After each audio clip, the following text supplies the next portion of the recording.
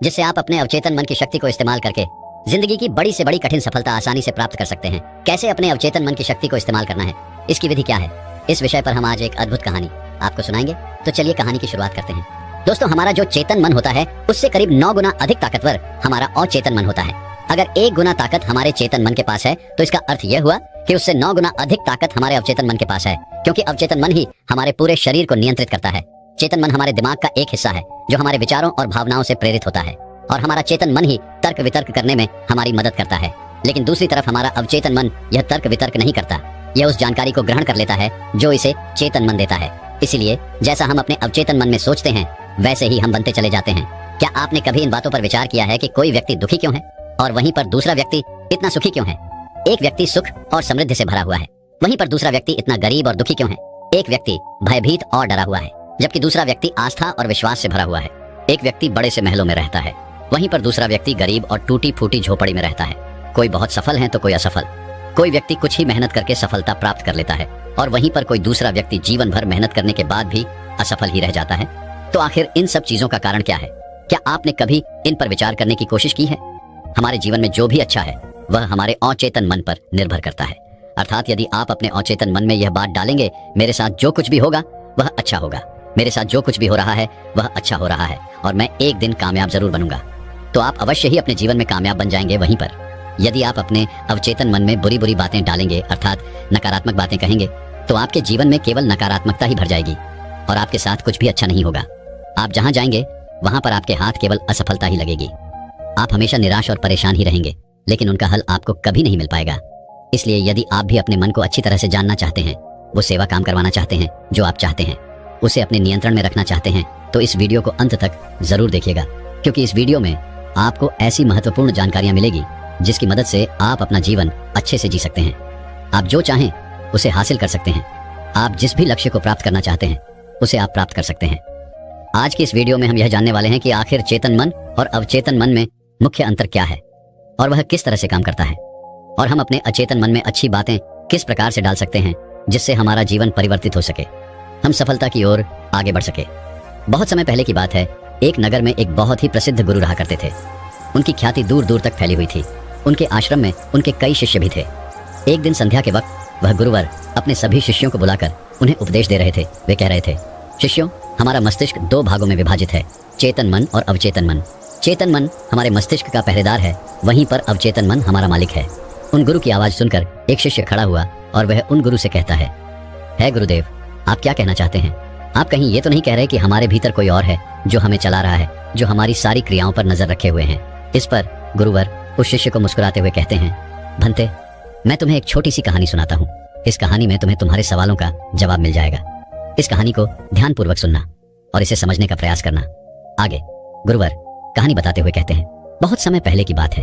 एक नगर में एक बहुत ही धनी सेठ रहा करता था और उसकी एक बड़ी सी हवेली भी थी। उसकी हवेली के द्वार पर हमेशा एक पहरेदार तैनात रहता था और हवेली में जब भी कोई उपद्रव होता, कोई शोर शराबा होता या लड़ाई झगड़े होते, तो उसकी आवाज चारों ओर गूंजने लगती और उस आवाज को सुनकर आसपास के पड़ोसी भी उस महल के पास आते और उस पहरेदार को खूब समझाने की कोशिश करते और कहते, देखो, तुम्हारी हवेली से बहुत सारी आवाजें आती हैं, लड़ाई झगड़े होते रहते हैं, जिससे हमारे घर की शांति भंग हो जाती है।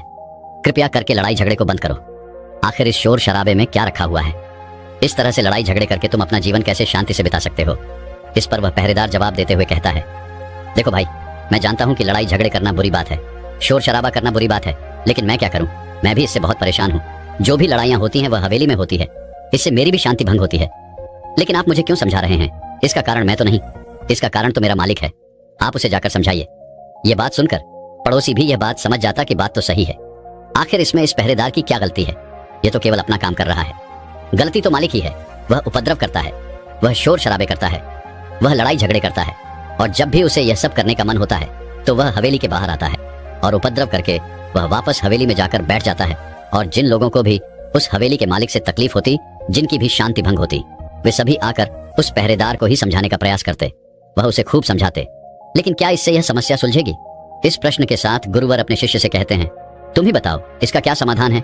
इस पर वे शिष्य गुरु के इस प्रश्न का जवाब देते हुए कहता है गुरुवर, जिन्हें भी उन हवेली के मालिक से तकलीफ है जो शोर शराबे करता है, लड़ाई झगड़े करता है और लोगों की शांति भंग कर देता है, उन सभी को उनसे बात करनी चाहिए, तभी तो इसका समाधान निकलेगा। भला पहरेदार की इसमें क्या गलती है? वह तो केवल अपना काम कर रहा है और वह उससे ज्यादा कर भी क्या सकता है? उसके हाथों में तो और कुछ भी नहीं। इस पर वह गुरुवर मुस्कुराते हुए अपने उस शिष्य से कहते हैं, भंते, ठीक इसी तरह से हमारा मन भी होता है। हमारा चेतन मन मनुष्य का पहरेदार होता है और पहरेदार को यह अच्छी तरह से पता है कि क्रोध करना बुरी बात है, बुरे शब्दों का इस्तेमाल करना बुरी बात है, अश्लील ख्यालों में खोए रहना बुरी बात है। अर्थात हमारे चेतन मन को यह बात बहुत अच्छी तरह से पता है कि गुस्सा करना, आलस करना, काम वासना जैसे विचार गलत है। ये सभी विकार हमारे भीतर नकारात्मक विचार उत्पन्न करते हैं जिससे हमारा विनाश होता है। लेकिन वह कर भी क्या सकता है? वह चीज उसके हाथों में है ही नहीं, क्योंकि वह चीज वह कर ही नहीं रहा। ये तो वह अंदर बैठा मालिक कर रहा है, अर्थात हमारा अवचेतन मन, जो हमसे कोई भी कार्य बहुत ही आसानी से करवा लेता है। और ये सभी बातें हम में से हर सभी अच्छी तरह से जानते हैं और हमें ऐसा लगता भी है कि हम अच्छी तरह से समझ चुके हैं, जैसे कि वह पहरेदार समझता है। लेकिन वास्तविकता में तो इससे हमारे जीवन पर कोई भी बुनियादी फर्क नहीं पड़ता। आगे वह गुरु उस शिष्य से कहते हैं, भंते, तुमने भी अपने आप को कई बार यह समझाने की कोशिश की होगी कि मुझे सुबह सही समय पर उठना है, आश्रम की साफ सफाई करनी है, भिक्षा मांगने जाना है और रात को आने के बाद मुझे ध्यान भी करना है। लेकिन क्या इससे कोई फर्क पड़ा? इसका जवाब देते हुए वह शिष्य कहता है, नहीं, बिल्कुल नहीं। मैंने कई बार अपने आप को समझाया है कि मुझे इस समय पर यह काम करना है, मुझे अपना समय व्यर्थ नहीं करना, मुझे अपने समय का इस्तेमाल करना है और मुझे आगे बढ़ना है। लेकिन मैं चाहकर भी उन सभी कार्यों को समय पर नहीं कर पाता। इस पर वह गुरुवर अपने उस शिष्य से कहते हैं, भंते, जब भी हम अपने आप को कुछ समझाने का प्रयास करते हैं तो हमें ऐसा लगता है कि अब हम समझ चुके हैं और अब हमसे कोई गलती नहीं होने वाली, और हम सोचते हैं कि अब हमारा जीवन बदल जाएगा, हम जो भी करेंगे अब वो सही होगा, अब तो हम जीवन में सफलता प्राप्त कर ही लेंगे। लेकिन दूसरे ही पल हम ये पाते हैं कि हमारे जीवन में कोई बुनियादी बदलाव आया ही नहीं, और ऐसा केवल हमारी नासमझी के कारण होता है।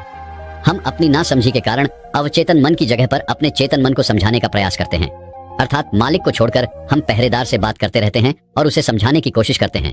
लेकिन तुम यह भूल जाते हो कि आखिर वह पहरेदार कर भी क्या सकता है? वह सब उसके हाथों में है ही नहीं। हमें तो अपने अवचेतन मन को समझाने की आवश्यकता है।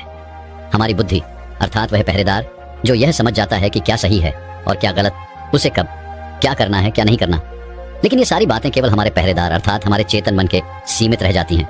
ये सारी बातें हवेली के उस मालिक अर्थात हमारे अवचेतन मन तक तो पहुंच ही नहीं पाती, और यही कारण है कि हमारे जीवन में कभी कोई बुनियादी बदलाव हो ही नहीं पाता। ठीक उसी प्रकार जैसे कि यदि आपसे कोई कहता है कि पौधे में पानी डालोगे तो वह पौधा एक दिन बड़ा होगा और फिर उसमें फल आएंगे, फल लगेंगे, और आप उस बात को मान लेते हैं और उस पौधे में पानी भी डालते हैं। लेकिन आप पौधे की पत्तियों पर पानी डालते हैं और सोचते हैं कि इसमें फल फूल आएंगे। लेकिन जरा एक बार के लिए यह सोचिए, अगर पत्तियों में पानी डालोगे तो उसमें फूल और फल कैसे आएंगे? हमें तो उस पौधे की जड़ में पानी डालने की आवश्यकता है। लेकिन हम में से अधिकांश लोग केवल पत्तियों पर ही पानी छिड़ककर अपने आप को बहुत भाग्यशाली समझने लगते हैं। लेकिन वे यह भूल जाते हैं कि जो पानी वह पत्तियों पर छिड़क रहे हैं वह पानी पेड़ की गहराइयों में तो जा ही नहीं पा रहा। तो ऐसे में उस पौधे पर फल और फूल कैसे लगेंगी?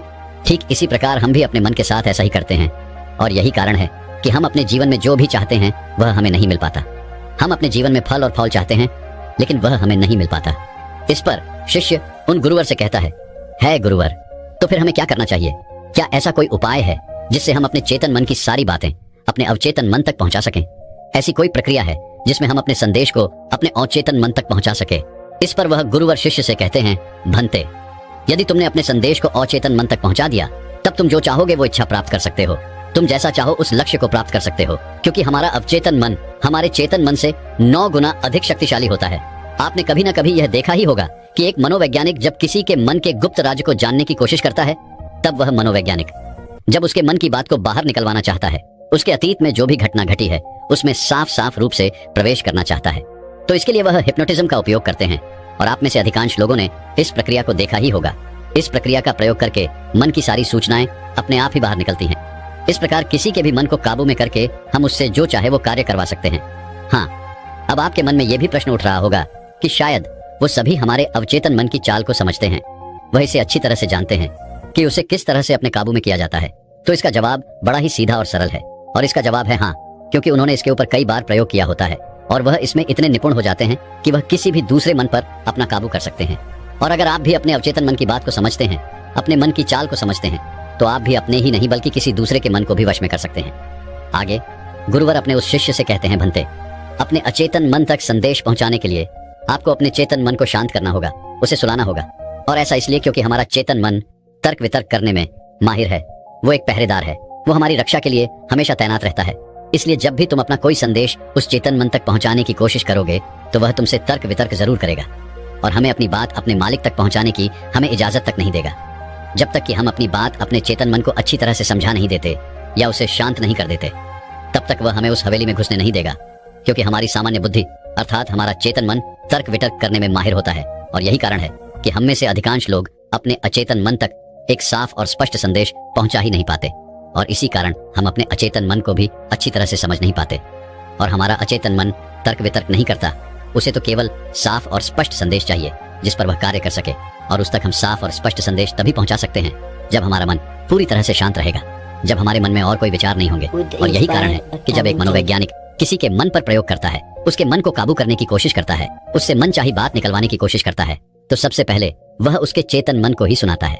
आपने कहीं ना कहीं ये तो देखा ही होगा कि उनके सामने एक पेंडुलम जैसी चीज उनकी आंखों के सामने रख दी जाती है और उसे घुमाया जाता है, जिसे लगातार देखने के बाद वो व्यक्ति पूरी तरह से निद्रा में चला जाता है, और इस कारण उसका चेतन मन पूरी तरह से शांत हो जाता है। और जब उसका पहरेदार पूरी तरह से सो जाता है और उसके पास तर्क वितर्क करने के लिए कोई नहीं बचता, तब वह वैज्ञानिक आसानी से उस हवेली में जाता है और उस मालिक से जी भर के बातें करता है। जो बातें वह चाहता है वह बातें वह उससे निकलवा देता है। तिब्बत के एक महान दार्शनिक ने कहा था कि अगर बात समझ में आ जाए तो आपका जीवन परिवर्तित हो जाता है, लेकिन उन्होंने वह बात उस समय के लोगों के लिए कही थी, क्योंकि उस समय तिब्बत और बाकी दुनिया के लोग बहुत सरल हुआ करते थे। उनका मन बहुत साफ हुआ करता था और उनको जो भी बातें बताई जाती थी वह उन बातों को बड़ी शांतिपूर्वक सुनते और समझते थे। उस समय कोई भी तर्क वितर्क नहीं करता था, और जब कोई व्यक्ति तर्क वितर्क करने में माहिर होता था तो वह उसे तर्क वितर्क करने देते और शांति से केवल उसकी बातें सुनते। जब तक कि व्यक्ति तर्क वितर्क करके थक न जाए तो वह गुरु के पास वापस आता है और उनसे कहता है गुरुवर, मैं अब तर्क वितर्क करके थक चुका हूँ, लेकिन उससे मुझे कुछ भी हासिल नहीं हुआ। कृपया करके अपना कोई मार्ग बताइए। आप मुझे अपने तरीके से समझाए, अब मैं उसमें कोई भी अवरोध उत्पन्न नहीं करूंगा। ठीक इसी प्रकार से हमारी बुद्धि भी काम करती है। जब हमारा मस्तिष्क तर्क वितर्क करके थक जाता है तब उसे इस बात का एहसास होता है कि तर्क वितर्क करके उसे कुछ भी हासिल नहीं होने वाला, और उस समय तक उसे कुछ भी समझ में नहीं आएगा। दोस्तों, महात्मा बुद्ध अपनी बातों को 3 बार दोहराया करते थे, और यदि कोई बात आपसे 3 बार कही जाए तो क्या आप उस बात को सुन पाएंगे? मान लीजिए आप किसी चिकित्सक के पास जाते हैं और वह चिकित्सक आपसे 1 बार कहता है कि आप ठीक हैं, आपको कुछ नहीं हुआ, तो ये बात आप सुन लेते हैं और आपको यह बात समझ में आ जाती है कि मैं ठीक हूं और मुझे कुछ भी नहीं हुआ। लेकिन अगर वही चिकित्सक आपसे बार बार वही बात कहे, बार बार वह वही बात दोहराए, तो क्या आपको क्रोध नहीं आएगा? आप यही कहेंगे कि हाँ, मुझे वह बात समझ में आ चुकी है, आप बार बार एक ही बात क्यों दोहरा रहे हैं? मैं समझ चुका हूं कि मैं बीमार नहीं हूं और मुझे कुछ नहीं हुआ, तो इसको बार बार दोहराने से क्या फायदा? लेकिन वास्तविकता तो यह है कि जब हम किसी बात को बार बार दोहराते हैं तो उससे हमारा चेतन मन ऊब जाता है, और बार बार उस बात को सुनने से हमारा चेतन मन उस बात पर ध्यान नहीं देता। और यही वह वक्त होता है जब हमारी बात हमारे अवचेतन मन तक पहुंचती है, और जब आपकी बात आपके अवचेतन मन तक पहुंच जाए तो यकीन मानिए कि तब कुछ भी संभव है। फिर चाहे आप कोई अपने जीवन में बड़ा लक्ष्य प्राप्त करना चाहते हो या फिर अपना स्वास्थ्य सुधारना चाहते हो, सब कुछ संभव हो जाएगा। दोस्तों, आपने कभी ना कभी यह किस्सा तो सुना ही होगा। एक प्लेन क्रैश हो गया था और उस प्लेन का जो पायलट था उसकी प्लेन से गिरने की वजह से शरीर की सारी हड्डियां टूट चुकी थी, और जब उसे अस्पताल में भर्ती किया गया तो उसे हिला डुला भी नहीं जा रहा था। डॉक्टरों ने भी ये जवाब दे दिया था कि तुम ठीक नहीं हो सकती और तुम्हारी हड्डियों को फिर से जोड़ पाना लगभग नामुमकिन है। लेकिन वह व्यक्ति जीना चाहता था। उसने अपने अवचेतन मन में जबरदस्ती यह बात डाली कि मैं ठीक हो सकता हूँ, मैं ठीक हो सकता हूँ, और यकीन मानिए कि वह व्यक्ति सच कुछ ठीक हो गया। वह अपने पैरों पर चलकर अपने घर गया। ऐसा केवल हमारे अचेतन मन की शक्तियों के कारण होता है। जब हम कुछ ठान लेते हैं और अपने अचेतन मन को एक स्पष्ट और साफ संदेश देते हैं तो हमारा अचेतन मन हमसे कुछ ऐसे कार्य करवाने लगता है कि हमारे लिए सब कुछ मुमकिन हो जाता है। फिर चाहे वह जीवन में कोई बड़ा से बड़ा लक्ष्य प्राप्त करना हो या फिर अपने स्वास्थ्य को सुधारना हो। और पुराने जमाने में यह बहुत सरल हुआ करता था, क्योंकि उस समय लोग तर्क वितर्क नहीं किया करते थे, और जो भी उसे कहा जाता था वह उसे बहुत गहन ध्यान के साथ सुनते थे और समझते थे। लेकिन आजकल के तथाकथित बुद्धिमान लोग वे सभी इन सभी बातों को अंधविश्वास कहते हैं। लेकिन यह भी एक वास्तविकता है कि जैसा आप खुद से कहते हैं वैसा ही आप अंदर से बनते चले जाते हैं। आप अंदर से उतने ही अशांत होने लगते हैं, और जो व्यक्ति अपने मन की बकबक को शांत कर पाता है वही शांति को प्राप्त कर पाता है। हमारी जो बुद्धिमानी है वही हमारे अचेतन मन का एक रूप होती है। हमारा चेतन मन हमें कोई भी नई चीज सीखने में हमारी मदद करता है। जैसे यदि आप कोई नई भाषा सीखना चाहते हैं या फिर आप कोई नई टेक्निक सीखना चाहते हैं तो इसमें हमारा चेतन मन हमारी बहुत मदद करता है। लेकिन जब बात आती है भावनाओं की, अर्थात क्रोध, कामना, आलस इत्यादि, जो कि हमारे अचेतन मन का हिस्सा होते हैं, उन्हें हमें सीखना नहीं पड़ता, वह तो हमारे अंदर पहले से ही मौजूद है। क्या आपने कभी एक पल के लिए यह सोचा है कि क्या आपने कभी ग्रोथ सीखा है? क्या आपने कभी काम वासना सीखी है? क्या आपने कभी आलस सीखा है? यदि आपको बचपन से ही किसी ऐसी जगह पर रखा जाए जहां पर कोई भी व्यक्ति ना हो, कोई भी इंसान ना हो, तब भी आपके भीतर ये सारे गुण आ ही जाएंगे, क्योंकि इसमें तो सिर्फ और सिर्फ हमारे अचेतन मन का ही काम है। यानी कि वह चीजें जो प्रकृति ने हमें पहले से ही दी है, और वह सिर्फ हमारे अवचेतन मन के माध्यम से ही भरी जाती है, क्योंकि हमारा अचेतन मन कभी विरोध नहीं करता। क्या आपने कभी इस बात पर भी गौर किया है कि जो इस दुनिया में बाहरी चीजें हैं उसे आप सीख सकते हैं, लेकिन जहां बात आती है हमारे भीतर की, अर्थात ग्रोथ को ना करने वाली सीख की, तो आप उस सीख को नहीं सीख पाते।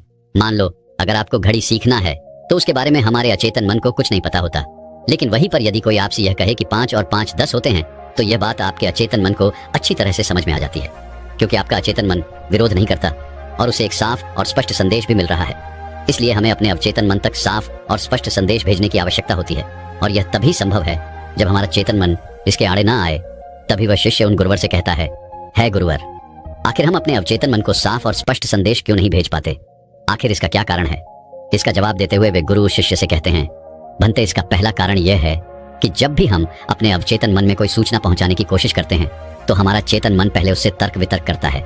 वह यह सोचता है कि इस जानकारी से हमें लाभ होगा या हानि, और जब तक हम अपनी सूचना को सही और साफ स्वस्थ तौर पर अपने अवचेतन मन तक नहीं पहुंचा पाते, तब तक वो हमारे लिए काम नहीं कर सकती है। मान लीजिए कि आप ईश्वर के सामने हाथ जोड़कर खड़े हैं और उनसे प्रार्थना कर रहे हैं कि है ईश्वर, मुझे एक अच्छी नौकरी मिल जाए, मैं अच्छी तरह से कामयाब हो जाऊं।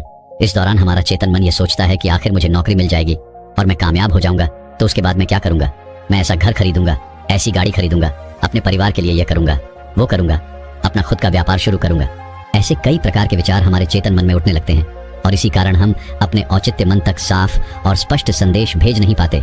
और इसीलिए कहा जाता है कि ध्यान हमारे मन को शांत कर देता है, और शांतपन में जो भी बातें डाली जाती हैं वो सीधे हमारे अवचेतन मन तक पहुंचती हैं, जिससे हम सब कुछ हासिल कर सकते हैं। जो भी अपने जीवन में हासिल करना चाहते हैं वह सब कुछ हमें बहुत आसानी से मिल जाता है। यदि आप भी अपने जीवन में बुनियादी रूप से परिवर्तन चाहते हैं, जीवन में कुछ बदलाव चाहते हैं, और अपने जीवन में किसी लक्ष्य को प्राप्त करना चाहते हैं, तो आपको अपने अवचेतन मन तक साफ और स्पष्ट संदेश भेजना ही होगा। अपने अवचेतन मन को अपने वश में करना ही होगा, और अपने अवचेतन मन को वश में करने के लिए आप यह एक तरीका अपना सकते हैं। अगर आपको कोई चीज पानी है तो आपको उस चीज को मंत्र की तरह मन में दोहराना होगा, और ऐसा आपको करीब 28 दिन तक करना होगा। और यदि इस दौरान आपसे कोई यह कहे कि इससे कोई फर्क नहीं पड़ने वाला, यह सब बेकार की बातें हैं, तो उनकी बातों पर यकीन मत कीजिएगा, क्योंकि यदि आप कोई बात मंत्र की तरह दोहराते हैं तो वह मंत्र अर्थात वो बातें हमारे अवचेतन मन तक पहुंच जाती हैं। और एक बार यदि आपकी बात आपके अवचेतन मन तक पहुंच गई तो हम दुनिया की कोई भी चीज पा सकते हैं। हम किसी भी बड़े से बड़े लक्ष्य को हासिल कर सकते हैं, और उसके लिए आपको बस इतना ही करना है। जब भी आप रात को सोने जाएं तो बिस्तर पर लेटने के बाद नींद आने से ठीक पहले आपको करीब 10 से 15 बार अपने मन में उस मंत्र को दोहराना है जो भी आप चाहते हैं, और ऐसा करते हुए आपको नींद में चले जाना है, क्योंकि हमारा अचेतन मन कभी नहीं सोता। वो 24 घंटे 365 दिन आपके लिए लगातार काम करता रहता है, जबकि रात को सोते समय हमारा चेतन मन पूरी तरह से शांत होता है और वह सो जाता है। और यही वह समय है जब हमारा अवचेतन मन पूरी तरह से जागृत होता है। यह सबसे ज्यादा शक्तिशाली होता है। रात को सोते वक्त जो भी बातें आप अपने मन में डालते हैं, आप वैसे ही बनते चले जाते हैं। कभी आपने इस बात पर गौर किया है कि जब भी आप रात को सोते वक्त कोई नकारात्मक बात या नकारात्मक जानकारी लेते हैं तो सुबह उठते ही आपको नकारात्मक विचार आते हैं, और वहीं पर यदि आप रात को सोते वक्त सकारात्मक जानकारी या सकारात्मक बातें करते हैं तो अगले दिन सुबह आप बहुत ज्यादा ताकतवर महसूस करते हैं। आपका दिन पहले से ज्यादा अच्छा लगने लगता है, आप अच्छा महसूस कर पाते हैं। इसलिए रात को सोते वक्त कभी भी अपने आप से नकारात्मक बातें ना करें। हो सके तो हमेशा अपने आप से सकारात्मक बातें करें, या फिर आप चाहें तो इस प्रयोग को भी अपना सकते हैं और अपने जीवन में जो कुछ भी चाहे आप उसे पा सकते हैं। क्योंकि एक बार यदि आपका लक्ष्य आपके अवचेतन मन तक पहुंच गया तो उसे पाना बहुत आसान हो जाएगा।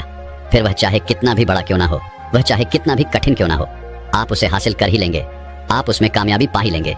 इतना कहकर वह गुरुवर शांत हो गए, और वह शिष्य भी यह समझ चुका था कि आखिर हमारे चेतन मन और अवचेतन मन में क्या अंतर होता है और किस प्रकार हम अपने लक्ष्य को प्राप्त कर सकते हैं। तो दर्शकों, चलिए अब सफलता पाने के ऊपर अगली रोचक कहानी की शुरुआत करते हैं। दोस्तों, जब हम यह सोचते हैं कि जो हुआ वह अच्छा नहीं हुआ, ऐसा नहीं होना चाहिए था, यदि मैं कोई तरकीब या कोई उपाय अपना लेता तो ऐसा नहीं होता, यदि मैंने किसी से सलाह ही ले ली होती या फिर खुद की सूझबूझ का इस्तेमाल किया होता तो आज मुझे यह परेशानियां नहीं उठानी पड़ती, मैं आज इस तरह से तकलीफों में नहीं रहता। इस प्रकार हम खुद को कोसने लगते हैं, खुद को दुखी करने लगते हैं। मैं आपको बता दूं कि इस तरह का पश्चाताप करने से आपको कोई लाभ नहीं होने वाला।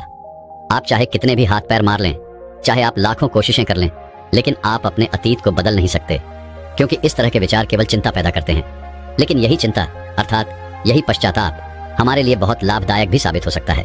अब आप में से कई लोग यह सोच रहे होंगे कि भला जो बीत गया यदि हम उस पर सोच विचार कर रहे हैं तो यह हमारे लिए कैसे लाभदायक हो सकता है।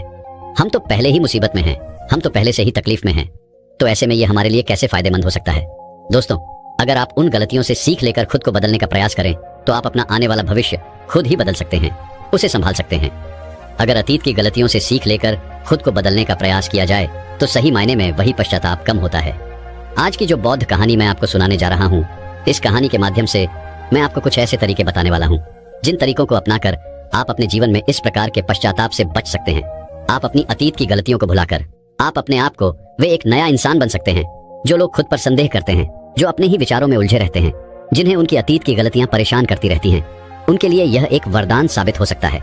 एक समय की बात है, एक नगर में एक युवक रहता था जो अपने कर्मों से बहुत परेशान था।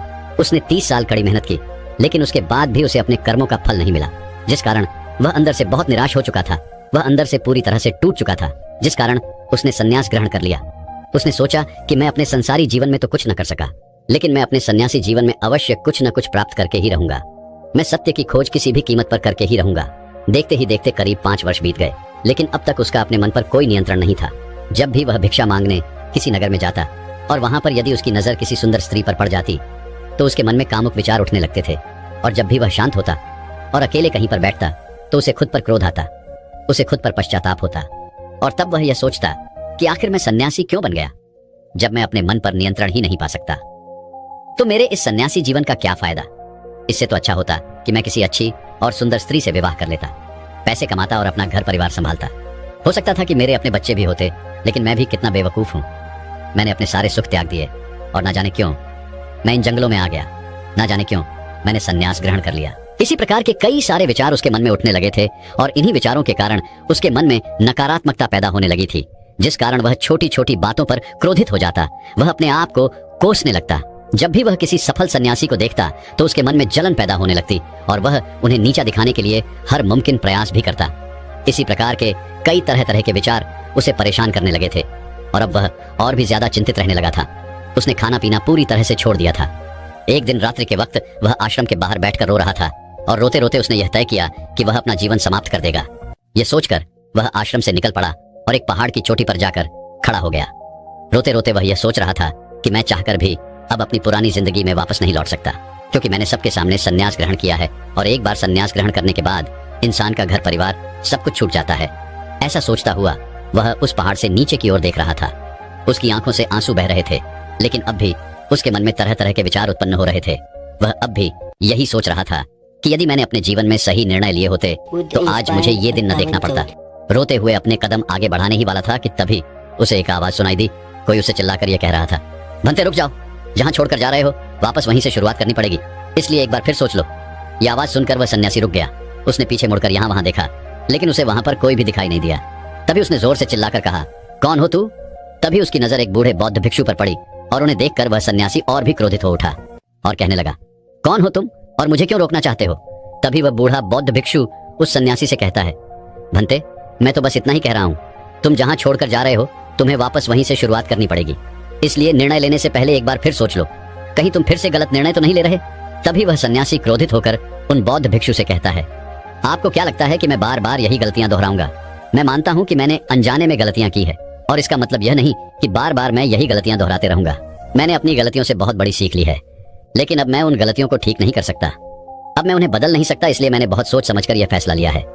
उस सन्यासी की यह बात सुनकर वह बूढ़ा बौद्ध भिक्षु जोर जोर से हंसने लगा और उस सन्यासी से कहता है, भंते अतीत की गलतियां कोई नहीं सुधार सकता, क्योंकि बीता हुआ समय कभी लौट कर नहीं आने वाला। हाँ, वे लोग मूर्ख होते हैं जो यह कहते हैं कि वे लोग अतीत को बदल सकते हैं। उनसे बड़ा अज्ञानी इस दुनिया में दूसरा और कोई नहीं हो सकता, क्योंकि जब तुम समय को वापस नहीं मोड़ सकते तो तुम अपनी अतीत की गलतियों को भला कैसे बदल सकते हो? लेकिन जो लोग समझदार हैं, जो लोग ज्ञानी हैं, वे लोग यह बात बहुत अच्छी तरह से जानते हैं कि जीवन में गलतियां करना कितना जरूरी होता है। गलतियों के कारण ही तो हम सीख पाते हैं, अपनी गलतियों से समझ पाते हैं और अपने भविष्य को बेहतर बना पाते हैं।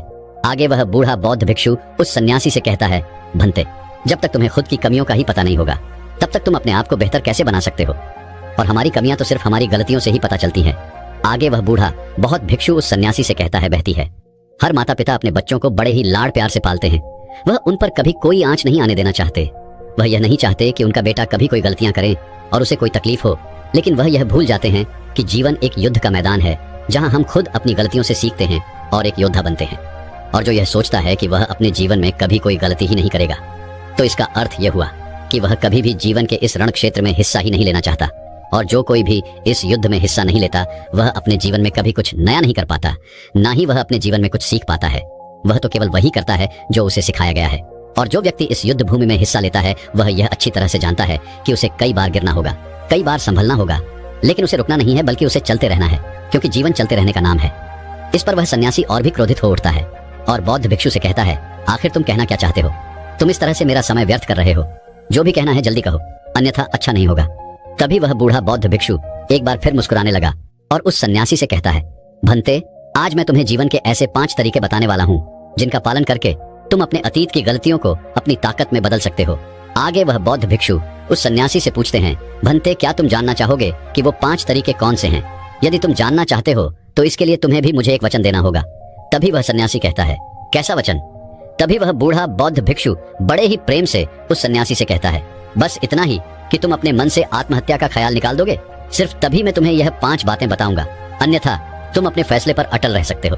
लेकिन याद रखना कि जो गलतियां तुमने पहले दोहराई हैं, हो सकता है कि इस बार भी तुम वही गलती कर रहे हो। इतना कहकर वह बूढ़ा बौद्ध भिक्षु शांत हो गया और वह सन्यासी कुछ देर के लिए सोच विचार में पड़ गया।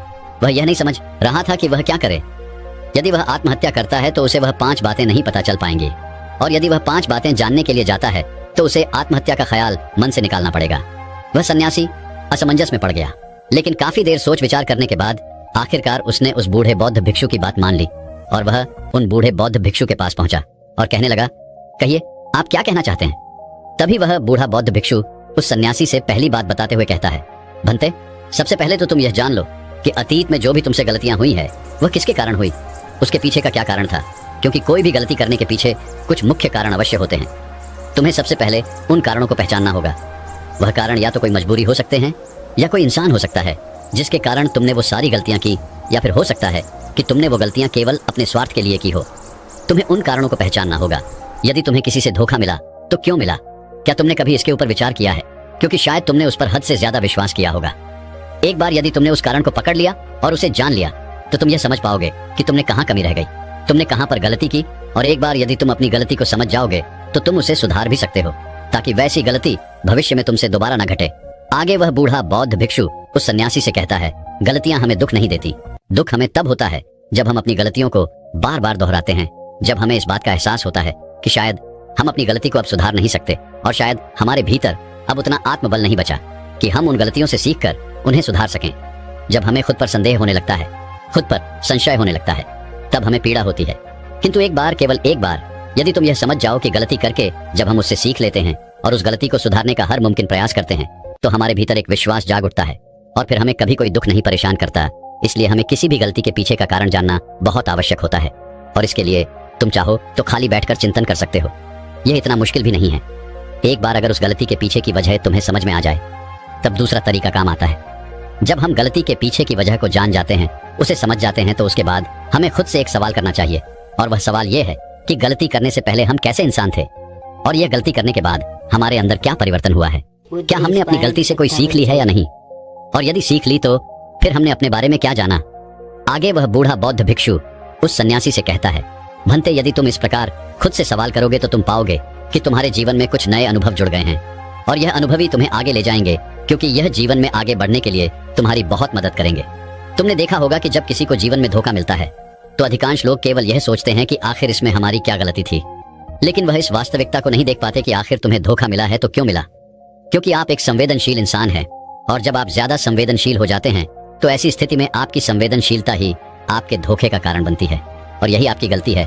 और जब आपको अपनी गलती के बारे में पता चल गया तो आपने यह भी सीख लिया कि आपकी गलती थी अधिक संवेदनशीलता। आपने अपने बारे में कुछ नया अनुभव प्राप्त किया।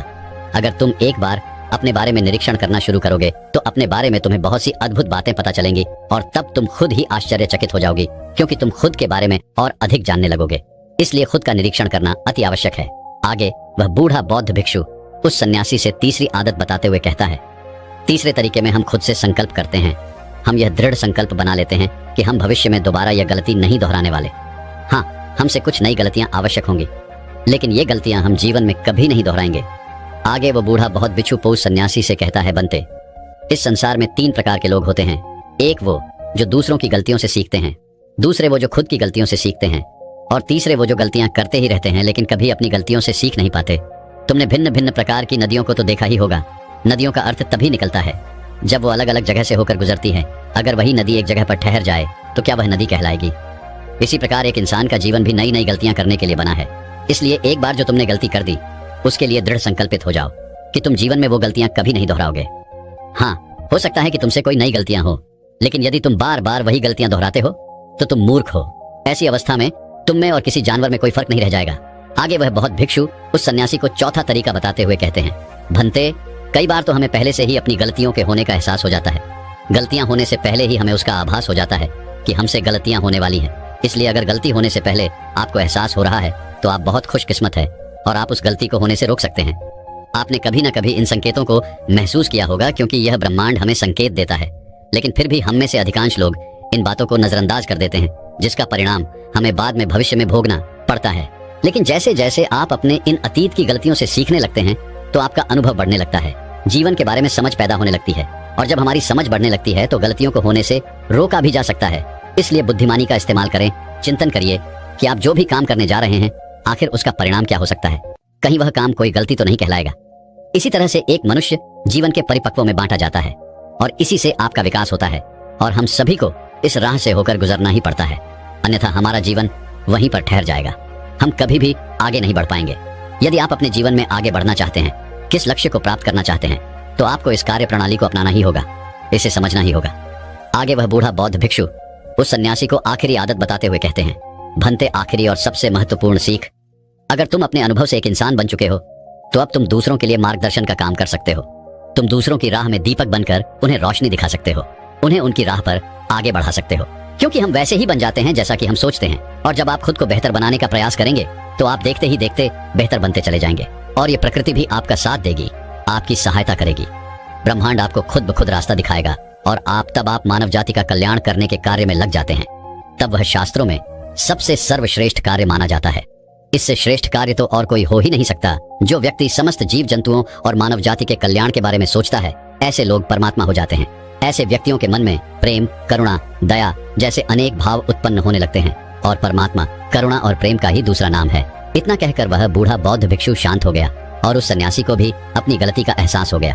अब उसकी आंखों में खुशी की आंसू थे। वह उन बौद्ध भिक्षु के चरणों में जा गिरा और उन बूढ़े बौद्ध भिक्षु से कहता है गुरुवर, ऐसा निर्मल और जीवन का सार्थक ज्ञान पाकर मैं धन्य हो गया। आपने जो कुछ भी मुझसे कहा है उसे मैं अपने जीवन में जरूर अपनाऊंगा, और मैं भी अपने जीवन को सार्थक बनाकर दिखाऊंगा।